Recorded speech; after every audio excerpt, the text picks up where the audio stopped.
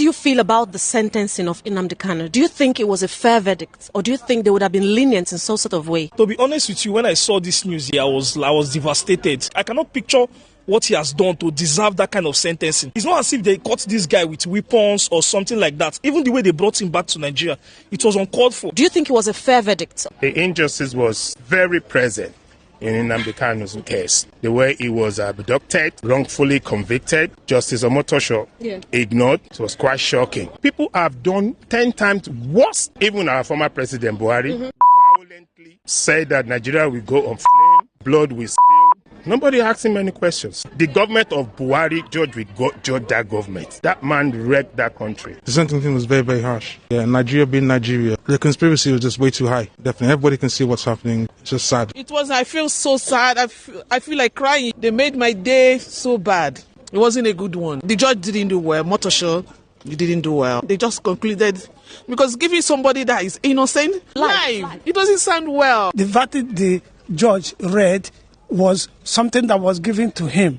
He didn't prepare it because he wasn't even reading it clearly. There's no freedom of speech in Nigeria, and it's a very big problem today. Absolutely. If anyone speaks out, then you are in trouble. It's either they get you killed or jail you, and that's what they've done to him. Some people believe that the outcome would have been entirely different if he was from another tribe. Do you believe this or not? I think so, to some extent. And this is what Nnamdi Kanu have been saying for a very, very long time. The tribalism in Nigeria is just way too much. Yeah, because he's an Igbo man. That's why they sentenced him to life. So that's the problem we're facing. Yeah, because they know the force he has. He seems to be the lion, amongst others. So what they've done is cut off the head of that, taking the crown off the king. Yeah. So they know the others, they can easily deal with those ones. They don't have as much balls, compared to Kanu. What exactly was the crime he committed in the first place that warranted his arrest? To me, there's no crime he committed. He went to Kenya. They kidnapped him in Kenya and brought him to Nigeria. And since then, they've been maltreating him up to today. This was something he said with his mouth. It was just only spoken. It was verbal. So me, I don't really know what else they're not telling us. Unless there's something they're not telling us. But if it's just for spoken words, you cannot give a man's life in prison just for spoken words. Regardless of anything, even though he was responsible for that, but life for him is... preposterous. Yeah, that's ridiculous. Yeah. Instead of the president to address the major issue in the country, he decided to use this Nnamdi Kanu to cause a lot of distraction. What is one thing you want to say now to Nigerians watching the justice system fall apart? It's not even about justice, it's about security. Our Taiwan Southwest is coming to us because we're turning a blind eye, we're turning a deaf ear because it's happening. Multi-day South turn. After Ilorin is Oshogbo. After Oshogbo is Ibadan. After Ibadan, Lagos. Otideko. I tell you that his legal team is going to be assembled during the appeal court process. Go and mark my word, and I'll tell you that. Director General of DSS talking about Ajayi. First of all, let's just start from intervention to have Nnamdi Kanu released politically. Yes, I think for every Nigerian, the whole world should understand very clearly. By the time we start asking ourselves questions, what is a political solution that the government are looking at now? Before they're able to arrive at, seeking political solution to the fate of Mazi Nnamdi Kanu, I can tell you very clearly they are on the disadvantaged side because they have seen and sensed that there might be a collapse of the system against giving the outrage that judgment has been able to generate across all over the world. And it has put Nigerian image to a point of being facing serious check globally, or how they are be able to arrive at that. Though a lot of people are saying from the international community that the judgment was purely political motivated. I think that's why the government themselves are driving themselves towards the issue, because if they fail to, get to that point of having a political solution, Nigeria might be having another issue completely, because in the absence of justice, then you are expecting injustice, and injustice comes with a lot of conflicts, like the one that federal government themselves put themselves into by carrying out, bringing illegality to the issue of Mazi Nnamdi Kanu. Of course, now we'll talk about a political solution. It's a way of resolution, of conflict resolution, compromise. A lot of things are being put on the table, and it depends on how the federal government is going to come to the table with all the structures of the federal council on the table.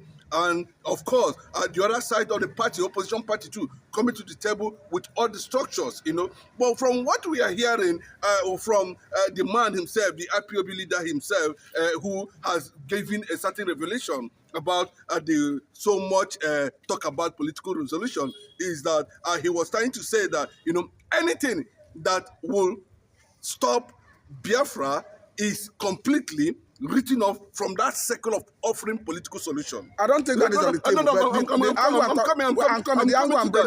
coming to that. I'm coming to your point. I just want to give an insight to that. So if you see politicians from the Southeast extraction, begin to chorus political solution, like the one we saw the governor of Abia State, Alex Oti, coming up with, that he has activated, so many other people, Benjamin Kanu, some powerful celebrities too, has added their voice. Obi Kubana and the chief priest has also added their voice, and this thing has been generating a lot of things.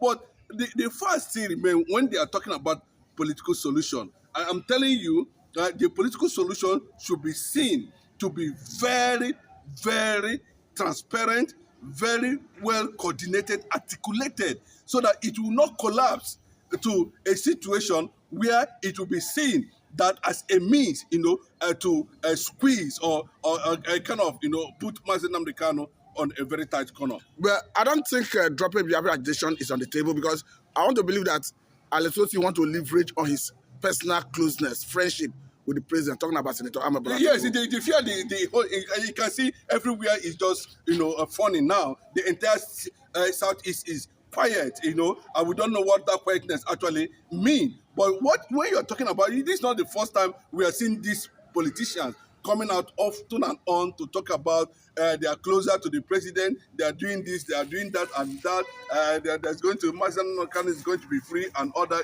unless they have, a certain plan, they are not disclosing to the public, Okay, now let us bring the angle of the man, Okechukwu, someone who was wrongfully accused in 2022 from Abia State under detention of DSS. The new DSS DG, talking about Ajayi, who had decided to allow the man go with a compensation of 5 million. This is a welcome development, if I may say. Yeah, it's a very good development.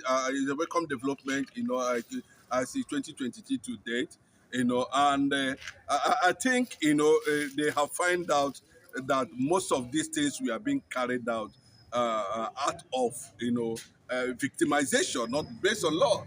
And most of those IPOB members who are, I'm not even saying they are IPOB members. They are IPOB by birth.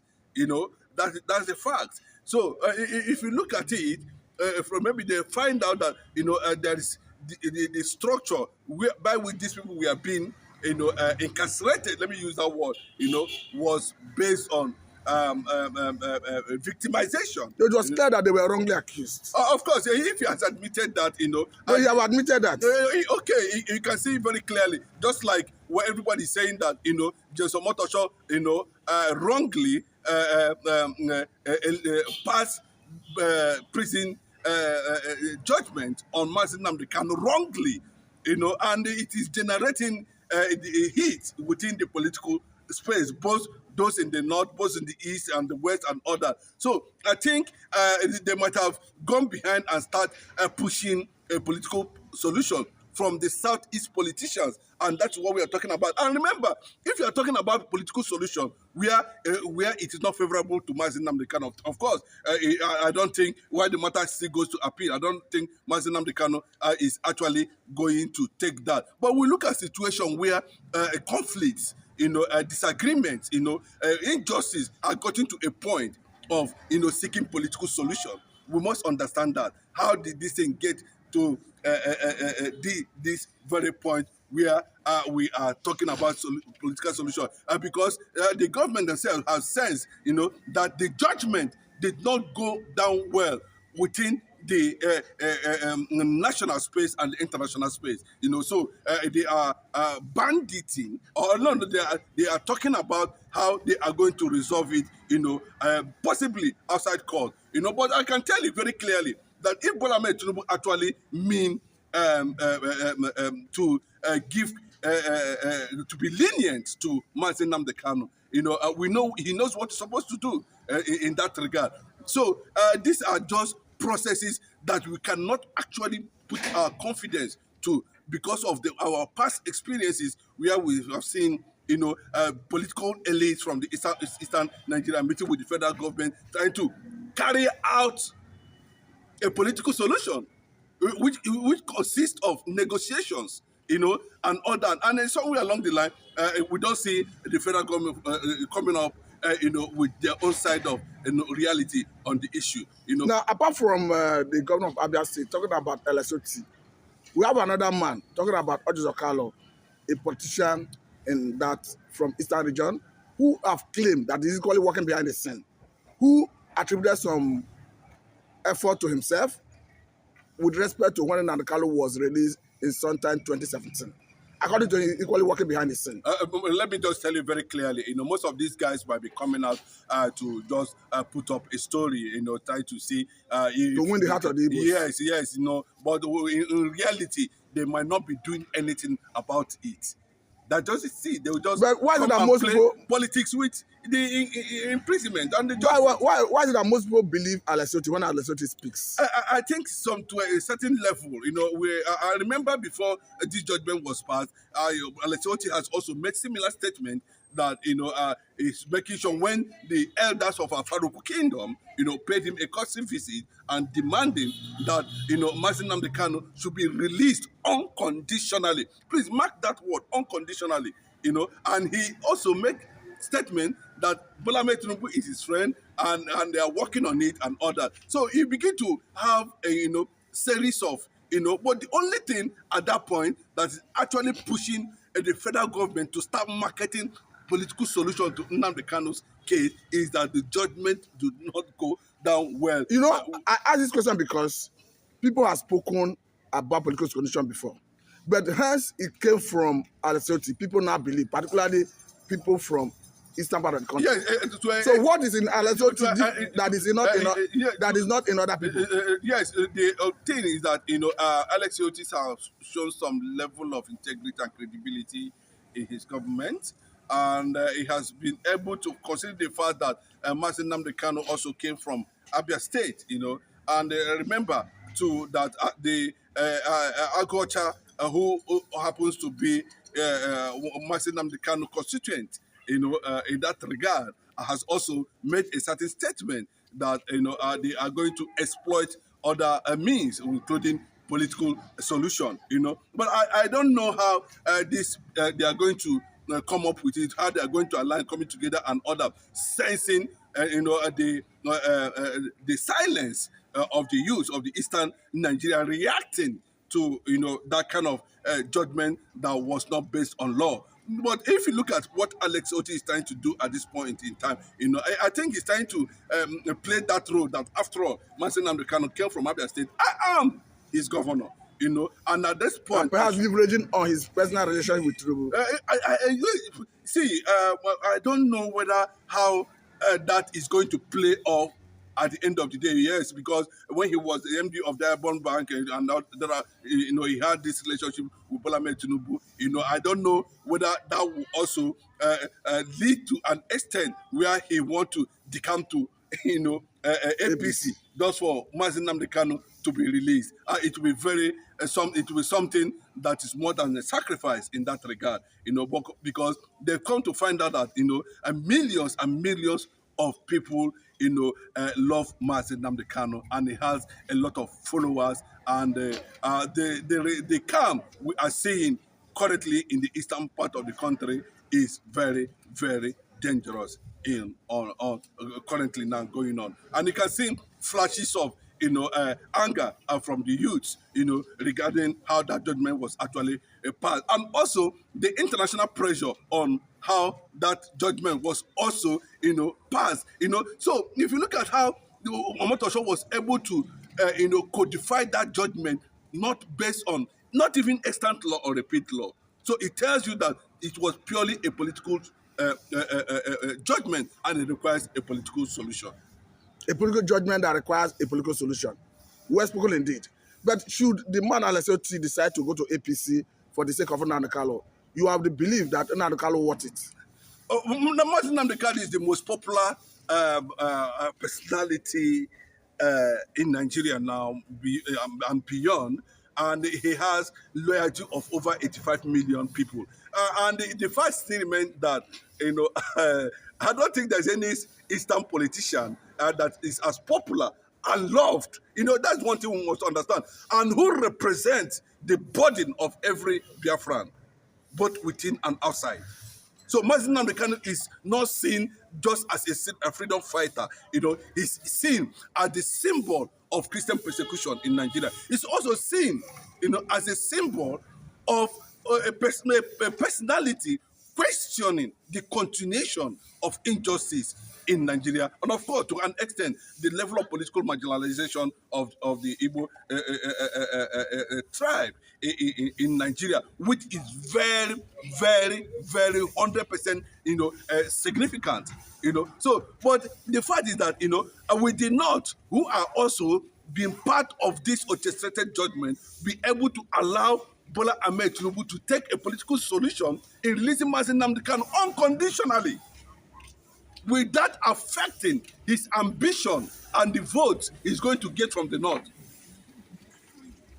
That's another angle to it, because I can tell you, apart from those who are significantly, exposed to the global community, who understand what it means at that point, going against or campaigning that after all, this guy has no God, has nothing. The why would he not sentence? And people who are seen as terrorists are moving about, enjoying government environment, and government almost telling them to celebrities at that point, where it has gotten to that level. So if you look at it very well, you begin to sense that the same political solution the Southeasterners are banditing with an option that the northern political structure, the Fulani political structure, might be against a political solution that will not include continuation and agitation for Biafra at the end of the day. So it is where Bola Ahmed Tinubu is going to have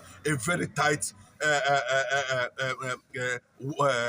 decision to make in that regard, if that pressure is going to come from the North in that regard. Then secondly, we don't know the decision of the United States of America to intervene in injustice like this, or possibly use an executive order to call for immediate release of Mazi Nnamdi Kanu, which is likely going to attract more sanctions on Nigeria. Now, lastly on this, because we understand that in the course of probing the issue that has to do with killings and genocide against Christians, alleged genocide against Christians in Nigeria, one of the lawmakers brought up the issue of Mazi Nnamdi Kanu as part of what Christians face in Nigeria. Yes, like I said on this interview, let me you understand. I told you that Mazi Nnamdi Kanu is also seen from the outside the world and within the Christian community in Nigeria as a sign. That judgment is a sign of continuous continuity in Christian persecution, because Mazi Nnamdi Kanu is a Christian too, So of course, that's what James John, if I can remember, that's the congressman's name, was trying to tell the whole world, given how that judgment, was carried out, like it is purely, planned, agreed, and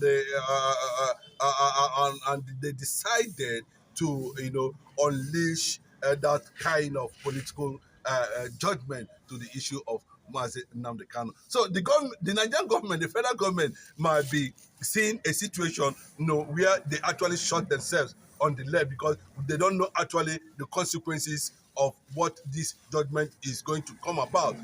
So, and that's why the appeal process is still ongoing. But another angle of it is that Mazi Nnamdi Kanu is being taken away from within reach of his legal team. Anybody that is saying that Mazi Nnamdi Kanu actually, sacked his legal team, that statement might not be very correct. Given what is actually playing out, sensing that Mazi Nnamdi Kanu sense that the federal government have already decided to jail him, give him life imprisonment or sentence him to death. And at that point, I think he decided. So to tell you that his legal team is going to be assembled during the appeal court process, go and mark my word, and I'll tell you that. Nnamdi Kanu won Yoruba people. He warned them. These people are coming. He told them, these people are coming. They are coming. You need to strengthen your local security. I saw them coming. All of them look at Nnamdi Kanu. They pour spit on Nnamdi Kanu face. God have mercy upon us. They say now Omo Igbo, Olori Buruku Omo Igbo. He dey for UK, they smoke Igbo. This is a man that was courageous enough, fearless enough to speak the truth. These people never listen. He told them, they are coming. They are coming. Nobody listened. Rather, they gather together. They pour spit for this man's face. Hey! Now, what is happening? As they play, they show. Everything that Nnamdi Kanu said, they play one after the other. Shame to all of us. All of us. We don't get sense. Jesus. What is happening in Yoruba land? The same thing when they happen for North every day. It's already in Yoruba land. When these bandits enter Lagos, now that time, Nigeria go divide by itself. Hey! Because the reason why this country never divide now, be say bandit never enter Lagos. You know, say Lagos now, a place when all the whole tribe, they. By the time bandit go enter Lagos now, everybody go carry a slippers for hand, run go in village. God have mercy upon you go carry your slippers for hand, you go run go your. Nigeria go divide by itself. Nobody, not just rest yourself anymore. This country where you go see, if you want make this country divide now, pray make bandit enter Lagos. Nigeria go divide by itself. I will post this thing. Now of they look and like snap. If like say don't go smoke again. Before many of them go realize what they talk for here, the whole world go down. That may be the reason for that tears. If you believe in this Federal Republic of Nigeria, judgment came. The cry of pain, the cry of rejection, the cry of Igbos, where are you? That is the country in which we are, and that is the attitude of every average Igbo man. Don't trust anybody. Selfishness. I want to be on top. Let me sell my brothers. I'm not gonna do anything. When some of them are running to Aso Rock for the renewal of their oil license, how can they stand and demand for the release of Nnamdi? Politics is playing off here. While some people are called to negotiation, even on the table of negotiation, they had their gun. They were still carrying their gun for that negotiation. Federal government negotiating with terrorists, unknown government, non-terrorists. But this one is demanding for justice, it's demanding for equity, demanding for what? Inclusive government, where average Igbo man will have a position and have a say in the Federal Republic of Nigeria. You to know that I used to say it all the time. The only friend you have that will not betray you is who? Jesus. Yes. Nnamdi Kanu's mother and father, and all of you were aware. I spoke to them, and I spoke to President Muhammad Buhari. He's alive. And he directed he should be given the court that his lawyers should not oppose bail. And I went to see Nnamdi. And I saw him, spoke to him immediately, spoke to his brothers, fine boy, all of them. And the unfortunate things happened. And it was not my problem that he started doing what he's not supposed to. I warned him. I said, once you get this bail, don't carry arms. Don't sew uniform. Don't do all this. You are second in command, can do anything, carry your flag and shout. And that is the truth. I'm saying it publicly, so it can be on record. So the court gave him bail, and the unfortunate thing happened. When he came back from Kenya, I was the first person that saw him in DSS. True or false? You will have the record, and it's true. Eh? And his lawyer said, why should I go there? I'm going to tell him to surrender their mandate. I mean, country is not built that way. The nationality of a country should be respected. I still believe that President Tinubu will surprise people. I have discussed this matter with him, and I'm sure that he's also waiting to see. We must give the judiciary opportunity to say who is right and wrong. Our judiciary are courageous enough to tell us who is right and wrong.